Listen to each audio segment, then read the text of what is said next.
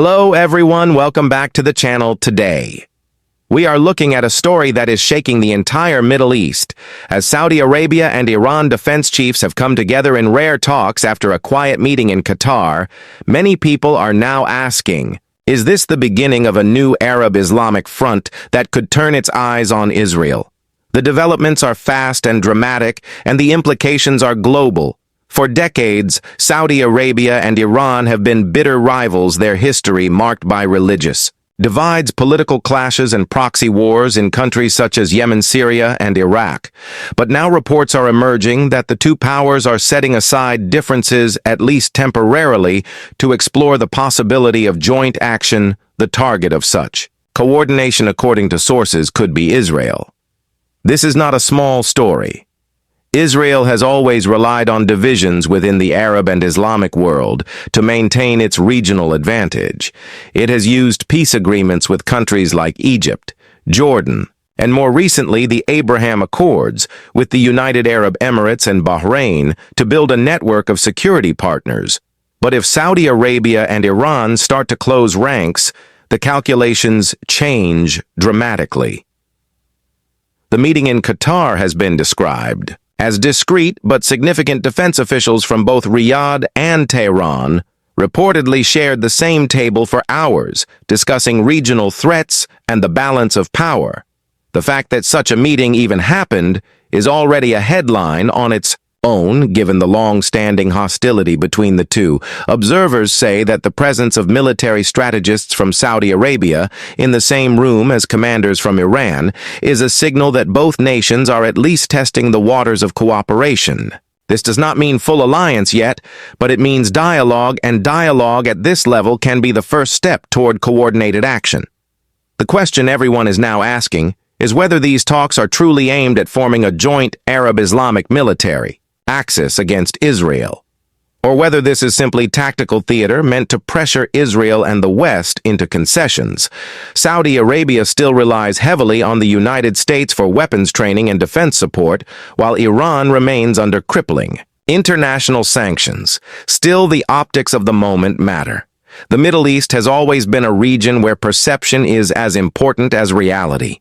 A handshake between leaders, a rumor of secret talks, a closed-door meeting in Doha, all of these become signals watched by intelligence agencies and decision-makers. Worldwide, Israeli leaders are paying close attention. Prime Minister Netanyahu has already warned that any regional coalition targeting Israel will be met with what he calls overwhelming force. Military analysts in Tel Aviv argue that Israel has prepared for multi-front conflict scenarios, including Hezbollah in Lebanon, Hamas in Gaza, and militias in Syria and Iraq. But a joint front led by both Saudi Arabia and Iran would present an unprecedented challenge. The United States is also watching closely. Washington maintains defense agreements with Riyadh and has stationed troops in Saudi bases for years, but it is also locked in long-standing hostility with Iran. Any alignment between these two could complicate American strategy in the region, especially at a time when global attention is divided between Ukraine, East Asia, and domestic politics. Qatar's role in all of this is another important angle. Doha has often positioned itself as a mediator between rivals. It has maintained open channels with Iran while also hosting U.S. military facilities. Now it appears Qatar is facilitating dialogue that could have far-reaching consequences for the regional order.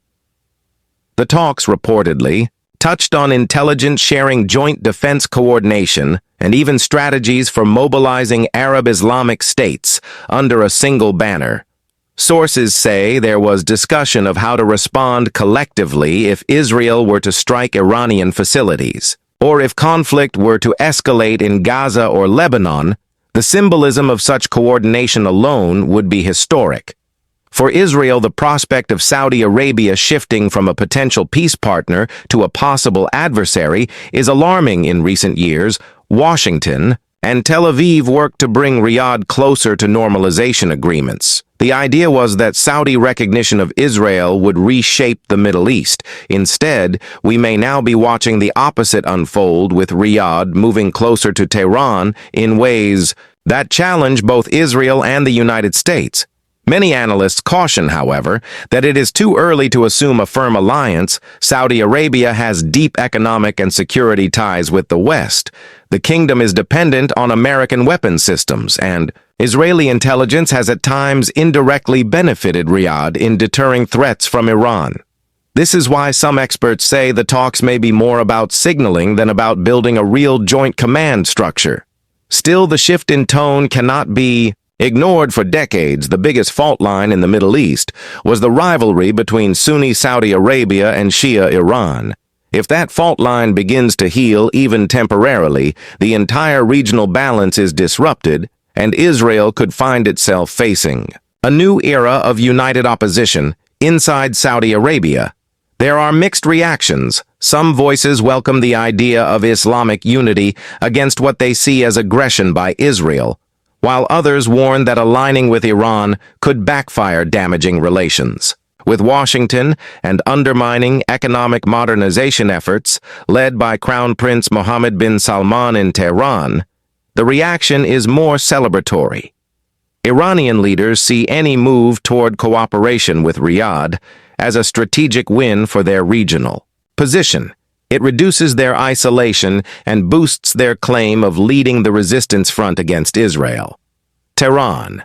Media outlets are framing the Qatar meeting as a turning point. Across the Arab street, the mood is divided in some capitals. People view the possibility of Arab Islamic coordination as long overdue, especially in the wake of Palestinian struggles in Gaza and the West Bank. In other capitals, citizens fear that another regional war could bring chaos, destruction, and economic collapse. What happens next will depend on whether these talks move from rhetoric to real action.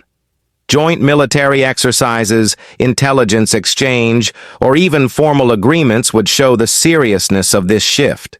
For now, the world is left to interpret signals coming out of Doha, Riyadh, and Tehran. As the news develops, one thing is certain. The Middle East is entering a new phase. Every move by Saudi Arabia, every statement from Tehran, every warning from Israel will be scrutinized. The world has seen shifting alliances before, but rarely has it seen Saudi Arabia and Iran sit down together with such high stakes on the table.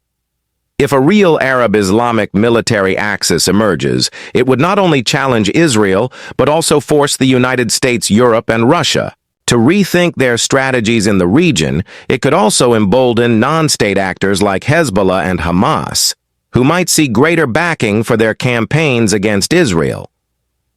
The fear in Israel is that the country could be forced to fight on multiple fronts simultaneously with backing from powerful regional states.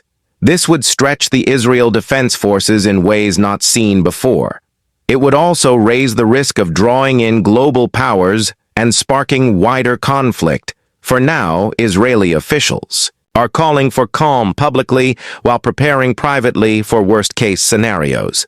Defense drills are being expanded, intelligence collection is being intensified, and diplomatic efforts are being made to keep Saudi Arabia from fully embracing Tehran. The truth is that both Saudi Arabia and Iran have reasons to test cooperation. Riyadh wants to pressure Washington for more defense guarantees and nuclear security arrangements. Tehran wants to break its isolation and project strength by showing it can attract Arab partners, even rivals, together. They can send a powerful message even without launching a single missile. As the situation unfolds, we will continue to follow every detail and provide updates, because what is happening now could reshape the Middle East for years to come. This is not just about Saudi Arabia and Iran. This is about the future of regional security, the fate of Israel, and the position of global powers in one of the world's most strategic regions.